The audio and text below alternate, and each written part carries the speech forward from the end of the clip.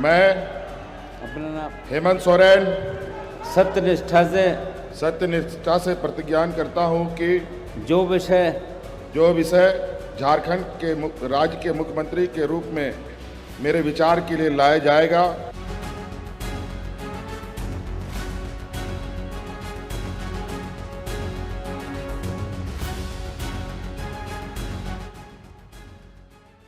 नमस्कार, आप देखना शुरू कर चुके हैं लाइव सिटीज को। मेरा नाम अभिषेक है। झारखंड की राजधानी रांची में आज महागठबंधन का महाजुटान हुआ है, क्योंकि झारखंड में नई सरकार यानी कि चौथी बार हेमंत सोरेन ने सीएम पद की शपथ ली है। तमाम बड़े चेहरे थे, राहुल गांधी हो, चाहे अखिलेश यादव हो, अरविंद केजरीवाल हो, ममता बनर्जी हो, तेजस्वी यादव हो, पप्पू यादव, तमाम बड़े चेहरे इस कार्यक्रम, इस समारोह में शामिल थे। हमारे साथ हमारे सहयोगी आलोक हैं। क्या कुछ हुआ है झारखंड की राजधानी रांची में? झारखंड की बात हम करेंगे, लेकिन बिहार पर आएंगे।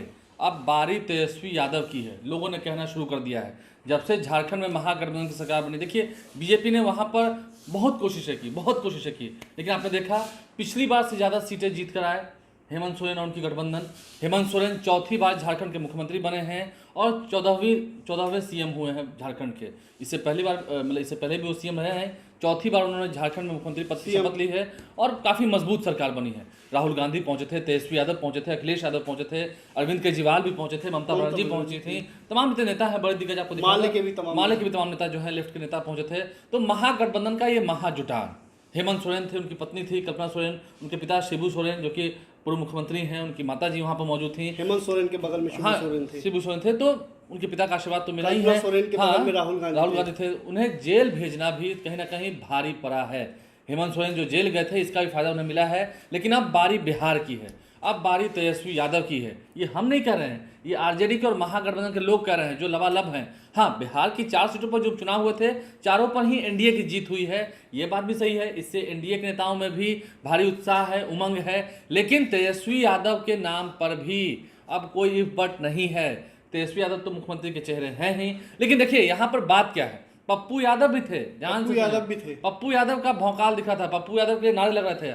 मैं आपको बता दूं, पप्पू यादव ने इस बार विधानसभा चुनाव में झारखंड में काफी मेहनत की है हेमंत सोरेन के लिए। और देखिए, एकजुटता में बल होती है, एकता में बल होती है। अगर आप एक रहेंगे, एकजुट रहेंगे, आपसी मतभेद को बुलाकर एकजुट रहेंगे, तो रिजल्ट झारखंड जैसा ही आएगा। अब देखिए, दिल्ली में भी विधानसभा का चुनाव होना है फरवरी महीने में, जनवरी-फरवरी में दिल्ली में विधानसभा का चुनाव होंगे। वहां भी अरविंद केजरीवाल की वापसी होती है नहीं, उस वक्त देखना होगा क्या रणनीति तैयार करती है बीजेपी।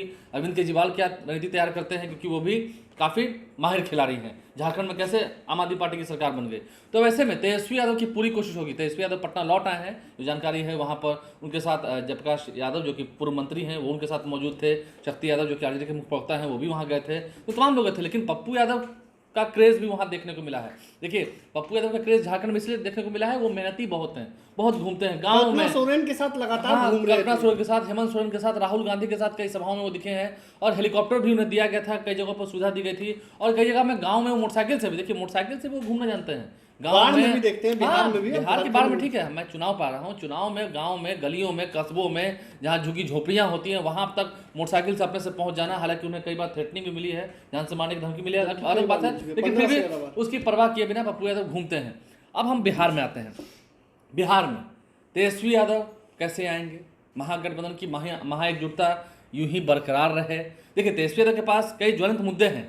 आरक्षण का दायरा जो बिहार में बढ़ा था, उसे हाईकोर्ट ने अभी रोक रखा है। सुप्रीम कोर्ट में मामला गया है, तो आरक्षण के मुद्दे पर तेजस्वी यादव अपनी बात रख रहे हैं। एनडीए सरकार थोड़ी बैकफुट पर है।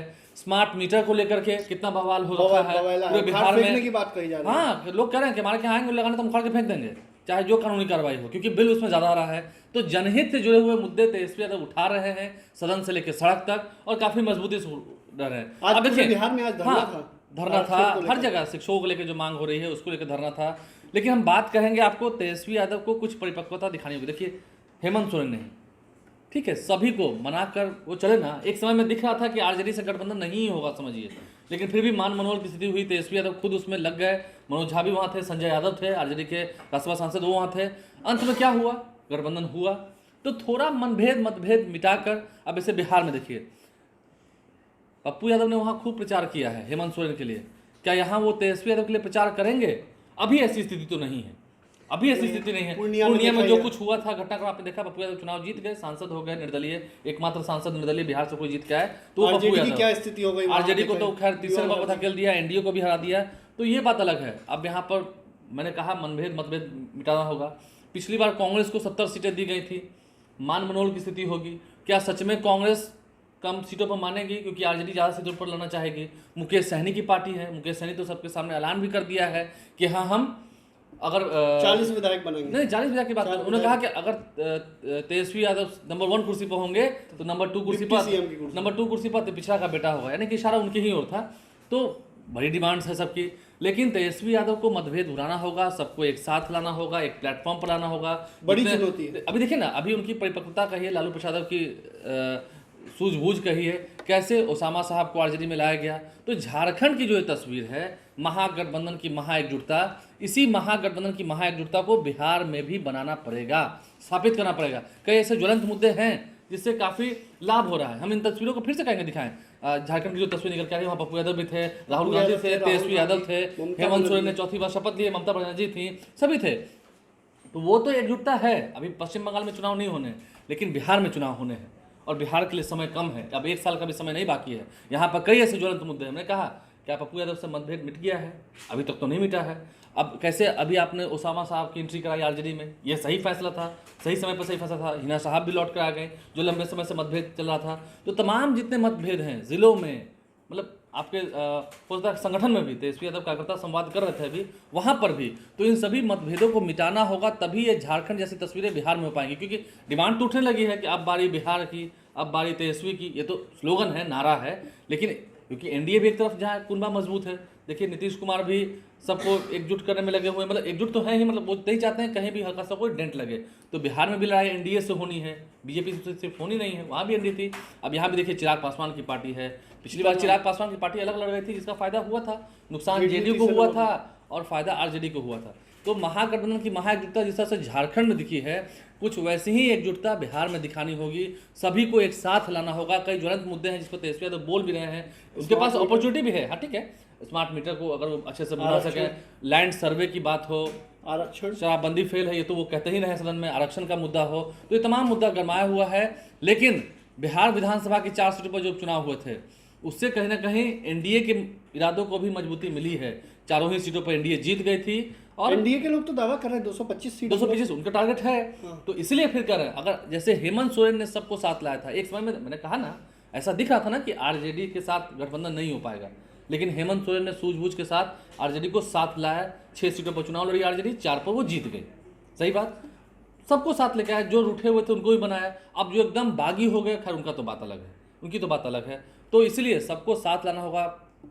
पप्पू यादव भी वहाँ पर खूब प्रचार किए, मैंने कंपेयर किया, सफलता मिली। तो सभी को, चाहे छोटा हो या बड़ा हो, जैसे कैसे रामायण में कहा था कि गिलहरी ने भी साथ दिया था राम सेतु का निर्माण करने में, जब लंका पर चढ़ाई करनी थी, तो ऐसे ही साथ किसी का छोटा हो या बड़ा हो, लेकिन मनभेद रहेगा तो फिर बिहार में महागठबंधन की सरकार बनाना तेजस्वी यादव के लिए काफ़ी चुनौतीपूर्ण एक रहेगा। ठीक है, लेफ्ट के भी लोग हैं, अब कांग्रेस के लोग सीट की डिमांड करेंगे, तो इस वक्त सबको साथ लेकर बैठना होगा। वहाँ जैसी तस्वीर लानी है तो वहाँ जैसी रणनीति भी बनानी पड़ेगी, तभी फिर जाके कुछ होना है। तो झारखंड जैसी स्थिति लानी है तो तेजस्वी यादव को एक साथ आना होगा, सभी को जुटाना होगा। तेजस्वी की बारी लानी है तो थोड़ा झुकना होगा, जिस तरीके से थोड़ा सबको मनाना होगा, सबको साथ लाना होगा जी, झुकना होगा तेजस्वी यादव को, और सबको एक साथ मनाकर गठबंधन से मजबूती से 2025 का बिहार विधानसभा चुनाव लड़ना होगा। क्योंकि जिस तरीके से झारखंड में रिकॉर्ड तोड़ और शानदार जीत हुई है हेमंत सरकार की, और आज चौथी बार शपथ भी ली है, तमाम बड़े चेहरे, महाजुटान था महागठबंधन का, और अलग अनोखी तस्वीर भी सामने आई है। इस कार्यक्रम में पप्पू यादव का भी भौकाल टाइप देखने को मिला है। तो बने रहिए लाइव सिटीज के साथ, हमारे यूट्यूब चैनल को सब्सक्राइब करिए, पेज को लाइक करिए। धन्यवाद।